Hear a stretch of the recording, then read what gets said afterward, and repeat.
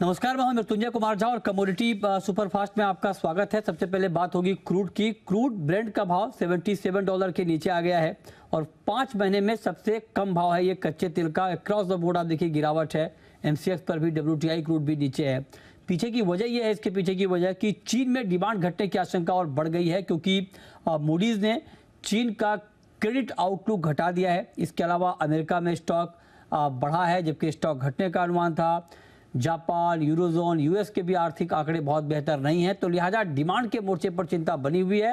और दूसरी तरफ सप्लाई घटाने को लेकर ओपेक प्लस में कोई बड़ा कन्विक्शन नहीं दिख रहा है, तो इससे कच्चा तेल नीचे है। अब जरा आप बताएं दिनेश सोमानी जी, क्या करें क्रूड में अभी? जी बिल्कुल, जैसे आपने कहा कि फंडामेंटल से काफी कमजोर है। चाइना में भी निरंतर डिमांड कमजोर है, यूएस से भी स्टॉक कंटिन्यूस बढ़ते आ रहे हैं और ओपेक से भी कोई ऐसे सकारात्मक संकेत नहीं मिल रहे हैं। क्रूड मेरे हिसाब से 6030 जो कॉन्ट्रैक्ट है यहाँ पर सेल किया जा सकता है। 5880 नीचे का इसमें लेवल देखा जा सकता है और 6080 का इसमें स्टॉप लॉस मेंटेन करना चाहिए। थोड़ा 20-30 रुपए यहाँ से अगर उछाल आता है तो बेचने की यही सलाह है। 5850 आज या कल में हमें देखने मिल सकता है। ओवरऑल ट्रेंड मंदी का ही है। ओके, ओवरऑल ट्रेंड आप कह रहे हैं कि मंदी का ही है, तो यहाँ पर गिरावट और बढ़ सकती है। इसके अलावा गोल्ड का मार्केट सोमानी जी बड़ी तेजी के बाद थोड़ा सा रुकता हुआ दिख रहा है। क्या गोल्ड एक बार फिर से बाई करना चाहिए या अभी कुछ दिनों के लिए रुकना चाहिए, क्योंकि दाम काफी बढ़ गए हैं तो मार्केट थोड़ा और नीचे आने की गुंजाइश बनी हुई है? बिल्कुल, ओवरऑल अगर हम देखिए तो ये 5000 से सीधा 64,000 रुपए ऊपर गया, 8,000 रुपए की तेजी आई है और हल्का सा 2,000 रुपए का करेक्शन है, जो तेजी की मार्केट के लिए काफी अच्छा संकेत है। पोजिशनल प्लेयर्स के लिए मैं कहूंगा 61,950 के आसपास अगर गोल्ड मिलता है तो बहुत बेहतरीन मौका रहेगा बाय करने के हिसाब से। 64,400, 64,500 एक से 1.5 महीने के भीतर हमें देखने मिल सकता है। तो मुझे लगता है पोजिशनल प्लेयर्स ने डिप का इंतजार करे, 250 रुपया, 300 रुपए यहाँ से अगर डिप मिलता है तो बाय करके चले। अपसाइड में पोजिशनल के लिए 64,500 का लेवल देखा जा सकता है। ठीक है, ये राय आपकी हो गई गोल्ड पर। क्या चांदी में भी यही स्ट्रेटेजी होनी चाहिए सोमानी जी? सिल्वर मुझे गोल्ड के मुकाबले उतनी तेज या उतनी स्ट्रॉन्ग नजर नहीं आती। मुझे हल्का सिल्वर थोड़ी सी कमजोरी नजर आती है।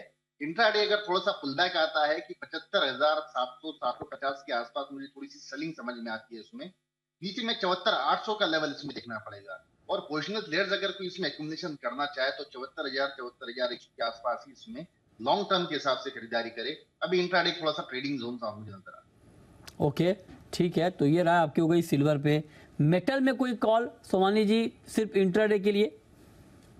बिल्कुल, जिंक मुझे काफी समय के बाद में थोड़ा सा स्ट्रॉन्ग नजर आया है। 220 के आसपास जिंक इंट्राडे बाय किया जा सकता है। 224 का लक्ष्य देखा जा सकता है और 218 का इसमें स्टॉप लॉस मेंटेन किया जा सकता है। ओके, एग्री में जीरा काफी टूट चुका है, अब तो 39,000 के भी नीचे आ गया। आज भी मार्केट आप कहें कि दबाव में ही है या यूं कहें कि रेंज में है। जीरे पर क्या व्यू है आपका, नया व्यू? जी बिल्कुल, जीरे की सोइंग अगर हम देखें तो पिछले साल के मुकाबले ऑलमोस्ट मेरे हिसाब से 60% ज्यादा हो चुकी है। जो कंपैरेटिव फिगर्स अगर देखी जाए और मौसम इस बार अभी हाल फिलहाल बहुत ज्यादा अनुकूल है, जो पिछली बार संकेत नहीं थे कि यील्ड काफी कम थी। हाल फिलहाल अभी का अगर मौसम देखा जाए तो यील्ड के लिए बहुत ही अनुकूल है और इसी के चलते निरंतर इसमें सेलिंग हमें देखने मिल रही है। अगर कहीं एक पुल बैक मुझे लिखता है कि दोबारा अगर 41,400 आता है तो इसमें सेलिंग का ही रुख बनेगा, या डाउन साइड उससे पहले अगर 37,800, 38,000 आता है तो इसमें एक बार हम दोबारा बाइंग करने का विचार कर सकते हैं। ओके, बहुत शुक्रिया सोमानी जी आपका जुड़ने के लिए और बताने के लिए कहां पर ट्रेड के मौके बनेंगे। तो फिलहाल इस बुलेटिन में इतना ही।